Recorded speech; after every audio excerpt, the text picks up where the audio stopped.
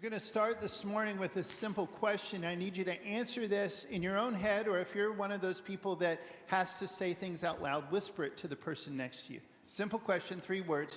What is evil? What is evil? Now, I wish that I could hear every single person's answer. We don't have time for that this morning, but I want to take a quick poll. When I ask that question, what is evil? How many of you guys, by a show of hands, how many of you, the answer that you thought of or said very quietly was a definition? Like, this is, if somebody or something was like this, it would be evil. This is what evil is. How many got a definition in your head? Okay? Very common, very way to understand those 3 words. How about this? How many of you instantly went to a thing, an idea, even a person or a group of people that you think is evil? What is evil? This guy, that thing. Okay, very common. Here's the thing. We all have ideas and they all matter, but what we're doing together right now is trying to just balance all of that, measure all of that against what Jesus said. What Jesus thought, the way Jesus looked at things, how Jesus answered questions. This is the 10th in a series simply called Jesus, and we're talking about Jesus and evil today. And the main story is one, if you were here several weeks ago, we intentionally skipped it, and I told you we'd come back. Here it is. We're coming back because there's so much beauty in this. But this is in my mind, it's almost a classic Western showdown between Jesus and the devil out in the desert. Anybody else like old Western movies, at least sometimes? Okay, yeah. You know how like the showdown, they'd always, you see the guy's face, and then the bad guy's face, then the hand by the gun, the other guy's hand by the gun, then it zooms in, you see their eyes. You know what I'm talking about? Okay? Kind of like this one right here. There's Jesus and the devil's eyes. I just picked 2 of the depictions of them. But imagine this. They're out there. But the truth is, if you look at the whole story of Jesus, and we'll see some of this, how this works, pretty much his whole life in one way or another was a showdown with the devil. And he won every single one of the battles there. And later, some of his disciples that were the closest to him, that spent the most time with him, they picked up on this. Peter, for example, in Acts 10, when he was given one of his most powerful sermons, he said that Jesus helped people and healed people to break the power of the devil in their lives. And John, the apostle, he starts out his whole gospel, his whole version of the story of Jesus. He says, in the beginning was the Word, and the Word was with God, and the Word was God. He was with God in the beginning. And all things were made by him. Through him all things were made. Without him nothing was made that has been made. In him was life, and that life was the light of man. And he sets up the whole story before he even starts telling us about Jesus as this classic battle between life and death. Goodness and truth and all the counterfeits of that. Light and darkness. Later in his first letter that he wrote, 1 John, he says, if we walk in the light as he is in the light, that we have fellowship with God and with Jesus the Son. If we don't, we don't. And there's this clear line in the sand between these two, and so much of Jesus' life does that.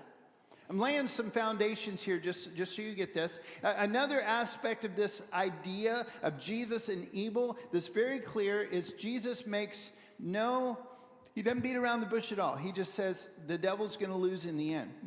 Just one example. He's telling a story in third person. He's talking about himself when he comes back, and he says this, Matthew 25:41. Then he, that's Jesus, the returning king in this story, then he will say to those on his left, depart from me, you who are cursed, into the eternal fire prepared for the devil and his angels. That's how it's going to end up. Notice that hell is for the devil and his angels, not for us. And that doesn't mean some of us won't end up there. That means it's designed to punish them. Everybody got that? Because here's the problem. For some reason, almost every culture there's ever been, in many religions, and even some pockets of Christianity, we have this idea that good and evil are equal. That there's good and there's evil, and they're always equal. Sometimes maybe we think that evil is more powerful than the good. That's just not how Jesus looked at it. It's not how it really truly is. There's what's real and true and perfect and original, and there's all the counterfeits and broken, spoiled, twisted versions of it. And the real thing's always more powerful. Hopefully this will be a fun way to help us understand this. If you go to some countries around the world, you might be able to find this toy. It's from a movie I've not seen, but it sounds familiar. It's called That Lion Thing. And the toy looks kind of familiar, like a repainted version of a toy that I actually still have from my childhood. But this character is called Mufasa. I'm going to say it again. Mufasa. Woo. How about this? How many would like to eat at a place called Pizza Hut? And I apologize, I have no idea what's going on over here, other than maybe the devil doesn't want you guys to see these pictures, so try and squint and see over here. Pizza Hut. I like pita bread, but I think that just is a little derivative. I think I'd walk on by. Or how many would like to brush your teeth with Crust toothpaste? Just not feeling it.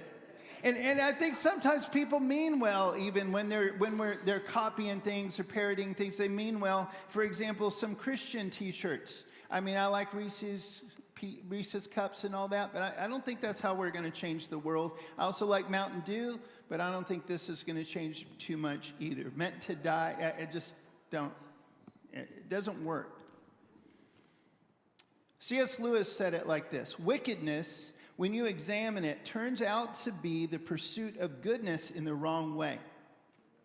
Goodness is, so to speak, itself. Badness is only spoiled goodness. Evil is a parasite, not the original thing. And foundationally, that's not in Scripture, that's C.S. Lewis, but he's expressing a very biblical, very Jesus worldview there. Because this is how Jesus treated it. He did not treat the devil as an equal. He did not treat alternative truths as equal or valid as the original. He knew what was real. He had helped create everything that is real. There was no doubt in his mind what was real, what was true. He even said he was the way, the truth, the life, and no one comes to the Father except through him. Any of this sound familiar? Here's the other thing we've got to remember. Jesus defeats evil. Let's say that together. Jesus defeats evil. He's going to, one way or another. Maybe we don't understand the timing. We don't understand how. We don't understand everything about it. But this is real. And here, one more time, here's why. Then we're going to go into the story. Jesus personifies and creates the love and joy and peace, freedom, and all the other stuff that sin and evil promises but can't deliver. Evil promises all that stuff because the devil knows we crave it. We were designed to crave it. But the only one who can give us the real stuff is Jesus himself. Everything that anybody else ever, no matter how well-meaning they may be, tries to offer us, it can't deliver. It's just a counterfeit, or it's a cheap copy of the original. And that ultimately is evil. Well, let's go back to the showdown in the desert. And if you'll indulge me, I'm picturing that Western thing again. Every time I read this story, I hear kind of a flute and guitar in the background. I can't really do a flute very well. There we go. We got this. Help me out when we get there again. Then Jesus was led by the Spirit into the wilderness to be tempted by the devil. And after fasting 40 days and 40 nights, he was hungry.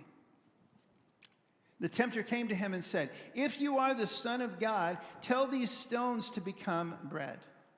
Jesus answered, "It is written, man shall not live on bread alone, but on every word that comes from the mouth of God." I think it's interesting to go back and check out the things that Jesus actually quotes. I think he did this a lot. We talked about that when we talked about the cross not too long ago. I really believe that that's what he was saying when he said, my God, why have you forsaken me?" He was quoting the first line of Psalm 22, which is all about crucifixion. Nobody just figured that out yet. Jesus did this all the time. It was a common practice of rabbis. And I think that he's kind of doing that here, even though he's fighting the devil. Because what he's quoting there is from Deuteronomy 8, chapter 3. It's back when Moses had, with God's power, just led somebody through water and out into the wilderness on their way somewhere. Does this sound familiar? Jesus is fighting this battle right after his baptism, and the Holy Spirit has led him out into the wilderness. And Moses is talking to the people in Deuteronomy 8:3, and he says this: He humbled you, causing you to hunger, and then feeding you with manna, which is bread from God, which neither you nor your ancestors had known, to teach you that man does not live on bread alone, but on every word that comes from the mouth of God. Jesus is not on equal terms with the devil. He's way ahead of him the entire time. And God consistently, even though I don't like it any more than you do, God consistently does walk us through hard times sometimes. I don't believe he causes the pain in the world. He doesn't smite you with the evil that happens in the world. But he allows us to go through some things so that we can get stronger.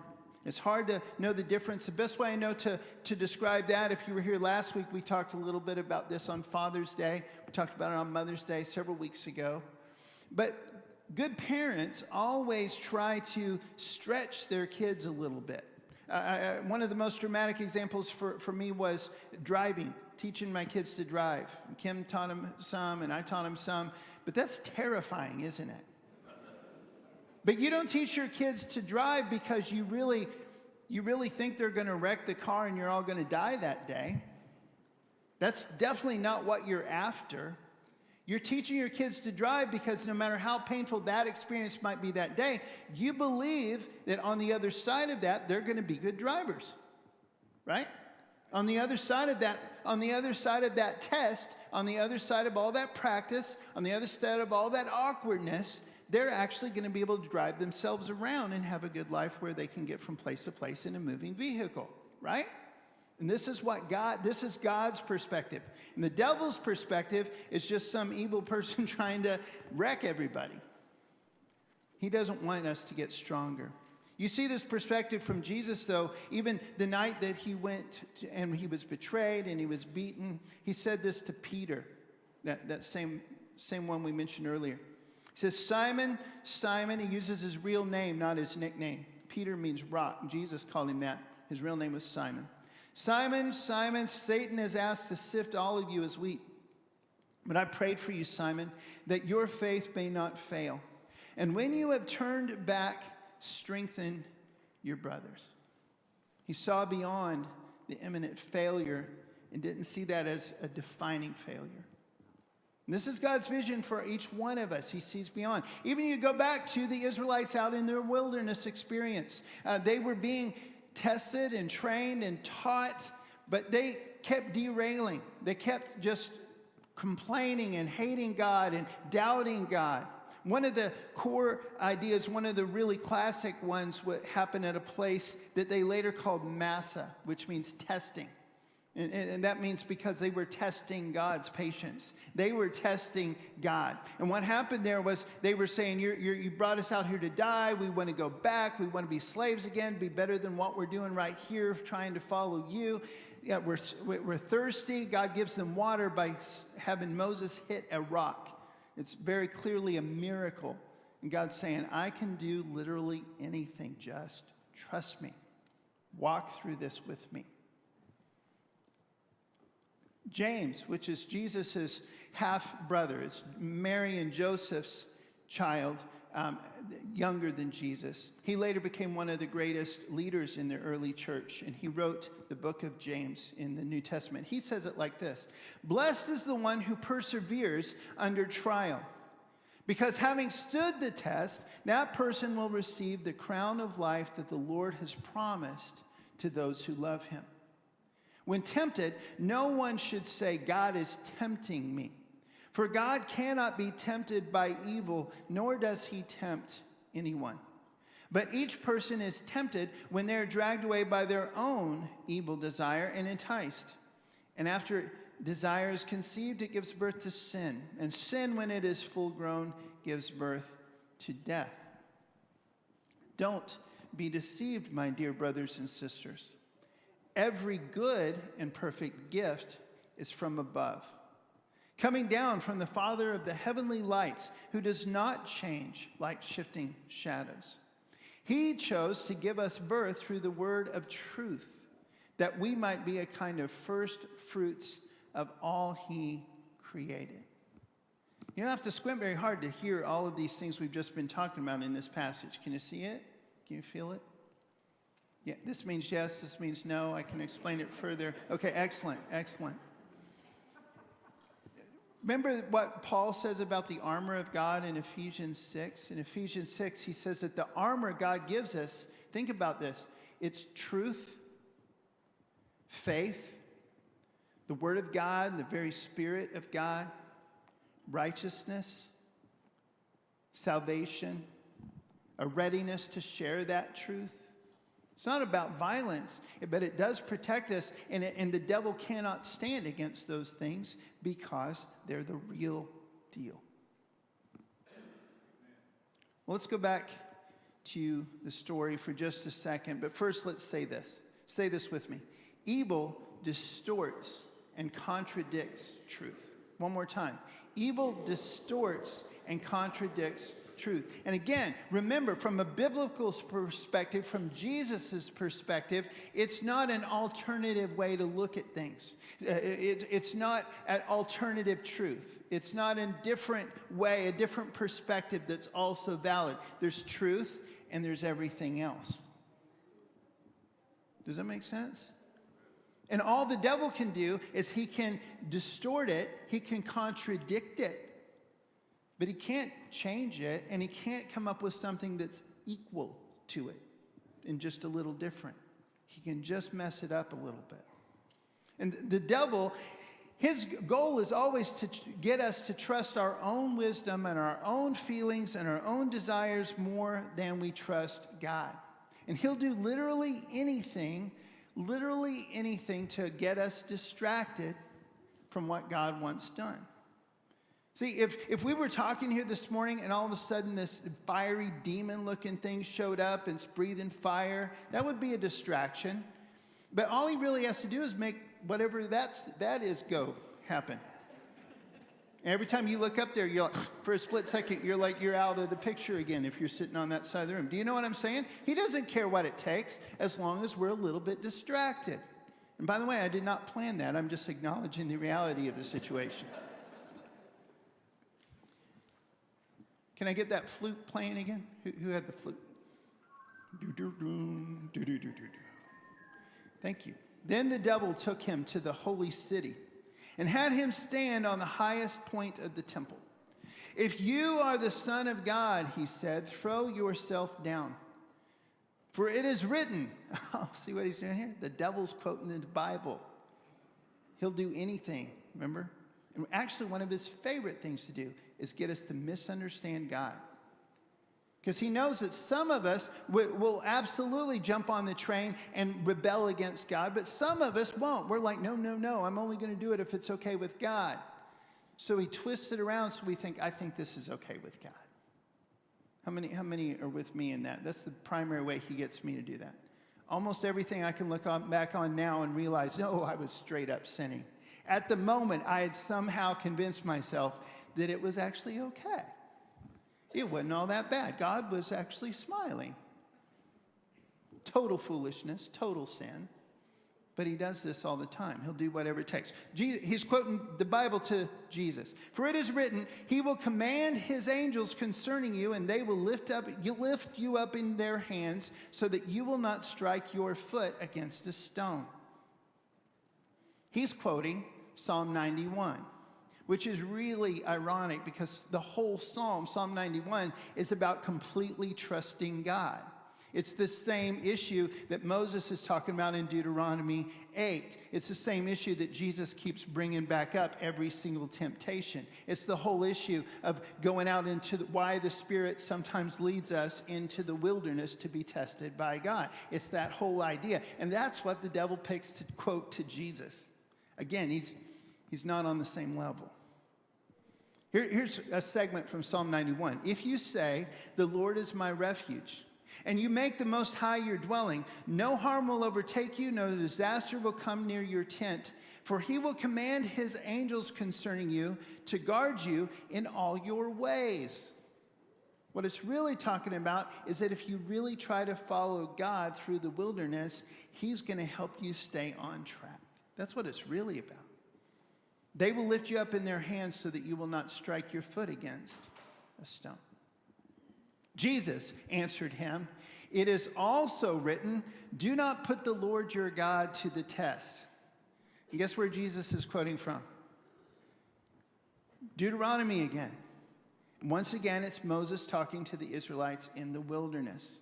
In Deuteronomy 6, it says this, do not put the Lord your God to the test as you did at Massah. Remember the story I just kind of briefly told you a second ago? Be sure to keep the commands of the Lord your God and the stipulations and decrees that he has given you. And Jesus, the more he talked about all these things later in his life, a couple weeks ago we were talking about his idea of the kingdom that he was trying to build and the stories that he would tell about the kingdom. Two of those are perfect illustrations also of how the devil and Jesus are constantly, actively trying to build that kingdom and mess that kingdom up. Obviously, Jesus is building it. The devil's trying to mess it up. But in Matthew 13, for example, there's the parable of the sower. And the first thing that happens after the seed is sown is the birds come and steal some of the seed. If the devil can just get us to not even hear it in the first place or instantly forget it, that's a win. That's great for him. And then there's the story in the same chapter of the wheat and the weeds. The farmer plants really healthy wheat in really nice fertile ground, and then his enemy comes in and plants weeds all around it in the middle. Both of those stories have lots of layers of goodness in there. But what I hope you're seeing today is that there's a real conflict between these two forces, and all the devil can do is try to mess up the agenda that the real person has. Do you see that? He's messing up the sower. He's messing up the farmer. He doesn't really have any bigger or better power at all. One of the first things, the very first thing that Jesus is recorded to say was back when he was 12. We've mentioned this several times because I think it's so important. And he says, all the way back then, he says, don't you know that I have to be about the blank of my Father? It's a very specific kind of Greek construction that kind of, it means fill in the blank with anything, and that's the answer. Sometimes when we translate those things, those verses, we try to fill in the blank. I must be in my Father's house, about my Father's business. We kind of guess what he meant, but he means everything. I'm here to do my Father's stuff. And he actually uses that same phrase in different ways several times, and it's used other places in the New Testament. Here's one. Here's Jesus talking to people who claim to be following God but are not. He says, why is my language not clear to you? Because you are unable to hear what I say. You belong to your father, the devil, and you want to carry out your father's desires. That phrase is the blank of your father. He was a murderer from the beginning, not holding to the truth, for there is no truth in him. When he lies, he speaks his native language, for he is a liar and the father of lies. And yet because I tell the truth, you did not believe me. One more thing I need you to say out loud. I just want it to stick. I hope this frames the rest of this as we start to turn a corner and start wrapping up today. Say it with me. Evil delays and derails God's plans for us. Let's say that one more time. Evil delays and derails God's plans for us. That's really all. That's his best hope. That's what he wants more than anything. One more time. Let's get the flutes and guitar going. We're back in the story. Help me out. All right, here we go. Again, the devil took him to a very high mountain and showed him all the kingdoms of the world and their splendor. All this I will give you, he said, if you will bow down and worship me. Jesus said to him, away from me, Satan, for it is written, worship the Lord your God and serve him only. Then the devil left him and angels came and attended him. And again, we see the same thing. Of course, the devil would like it if we worshiped him, if we somehow offered him sacrifices or sang songs to him. That's really not his big dream, though. He just doesn't want us to worship God. He doesn't want us to accomplish God's will for us. Of course, he would have loved for Jesus to bow down before him or to submit to him in any way. But what he really didn't want was whatever Jesus actually had planned, because he was terrified of that. All he really wanted to do was at least delay it, hopefully derail it completely. And here's what Jesus quoted back to him. This is Deuteronomy 6, actually just a couple of verses earlier than the one he quoted a second ago. Moses talking to the Israelites in the wilderness. Be careful that you do not forget the Lord who brought you out of Egypt, out of the land of slavery. Fear the Lord your God, serve him only, and take your oaths in his name. Do not follow other gods, the gods of the peoples around you. For the Lord your God is among you. He is a jealous God, and his anger will burn against you, and he will destroy you from the face of the land. When we walk, not if, when we walk through the wilderness parts of life, it's so easy to forget that Jesus beats evil. That evil's just a cheap counterfeit of the real thing. But that's precisely what we're trying to remember in those spots. That's specifically what God's trying to teach us in those moments when we're hungry, and when we're struggling, and when it hurts, and when we're thirsty, and when we don't understand, and it feels like we're going nowhere. And if we're going somewhere, it might not be someplace we really want to go. That's exactly when we need to remember those things.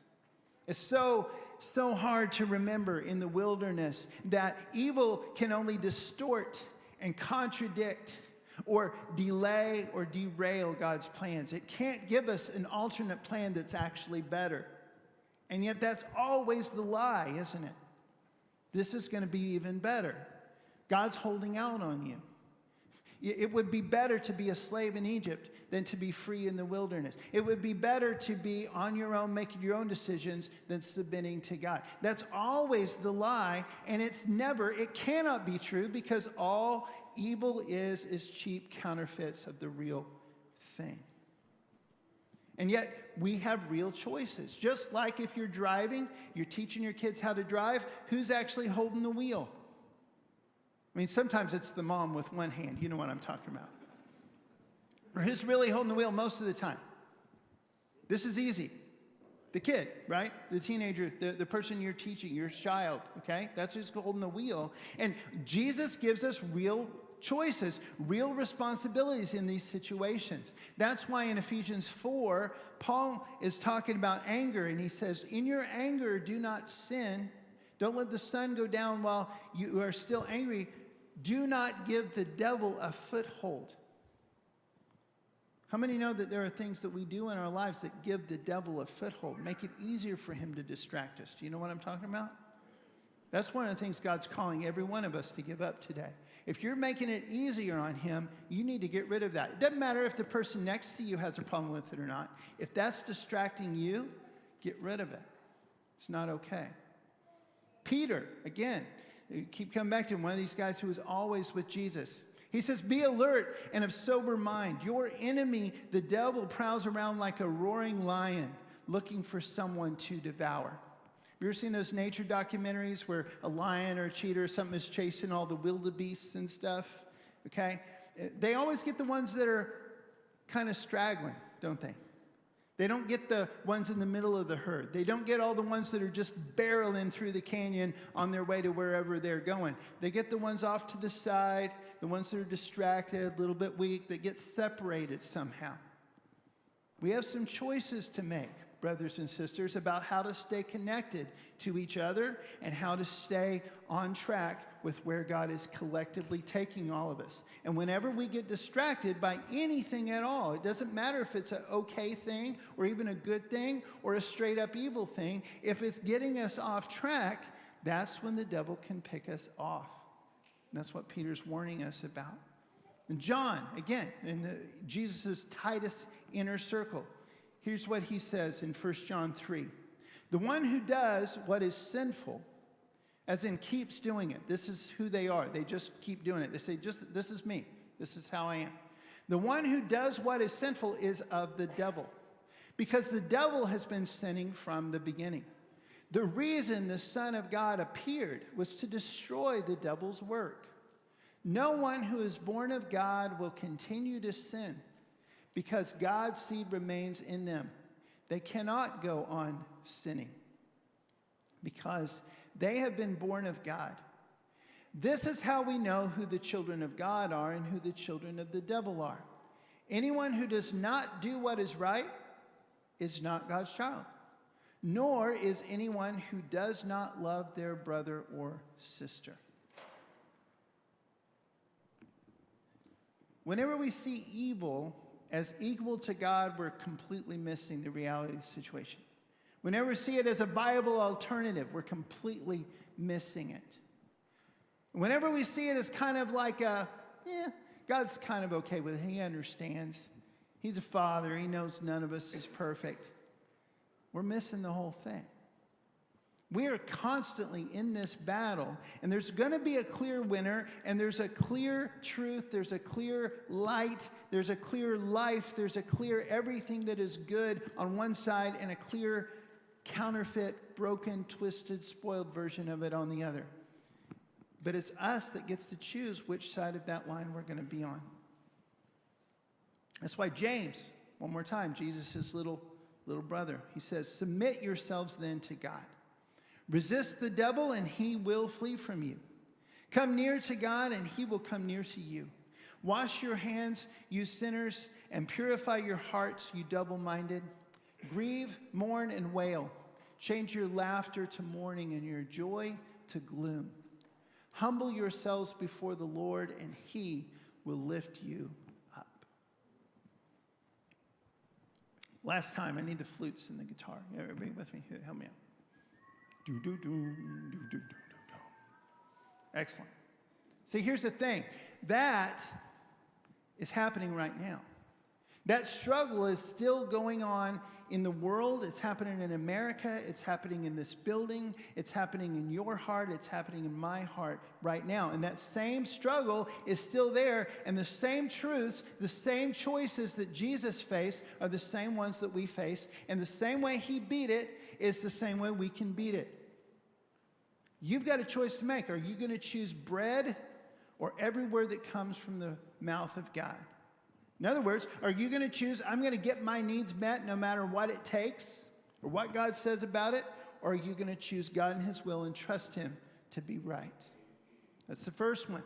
Are you going to trust God or are you going to test him? Shake your fist at him. Every time you feel like, well, I think I'm in the wilderness again. Why? Is that how you're going to do it? Or are you going to say, whoa, we're in the wilderness again. Thank God I've got him with me. What is this about? What am I supposed to be learning? It's a completely different thing. Again, there's a line in the sand. Which side are you on? That's your choice. This morning, we're going to offer you a chance, as we always do, to make a choice to get on the right side. Maybe you already are. Praise God. I'm assuming almost everybody, if not everybody in this room, is on the right side already. But this is a real problem for all of us. Even Jesus himself faced the temptation to cross over to the wrong side. So I'm asking you this morning, as we stand, as we sing this, you need to examine your heart. And I guarantee you there's something that each one of us needs to choose this morning in the direction of God to make sure that we're going across that line. We're on the winning side, on the truth side, on the light side, on the righteousness side, the side that's ultimately going to win no matter what it looks like or feels like right this second. Brothers and sisters, the Holy Spirit has led each one of you here this morning. He wanted you to hear this morning. Only you know why. Well, he knows too. I don't, is my point. Whatever God's doing in your heart this morning, that's what you need to deal with. And make whatever choice you need to. I'm going to be at the back.